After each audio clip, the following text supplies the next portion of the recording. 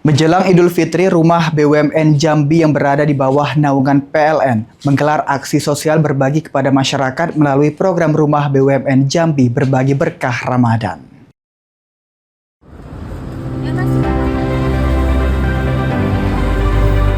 Kegiatan yang dilaksanakan pada Jumat 13 Maret 2026 ini diwujudkan melalui pembagian paket makanan gratis berupa nasi kotak dan takjil kepada warga sekitar serta pengendara yang melintas di depan CWS Rumah BUMN Jambi.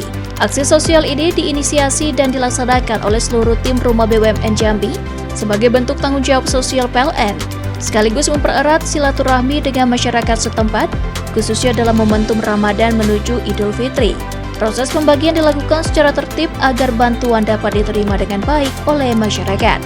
Melalui kegiatan ini, PLN melalui Rumah BUMN Jambi berupaya membantu masyarakat yang tengah menjalankan ibadah puasa, sekaligus menebarkan energi positif dan kebahagiaan menjelang Idul Fitri.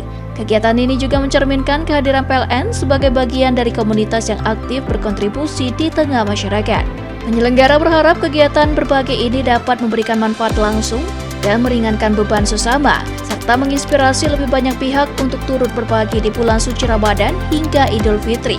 Selain itu, kegiatan ini diharapkan semakin mempererat hubungan antara Rumah BUMN, pelaku UMKM dan masyarakat luas di Jambi.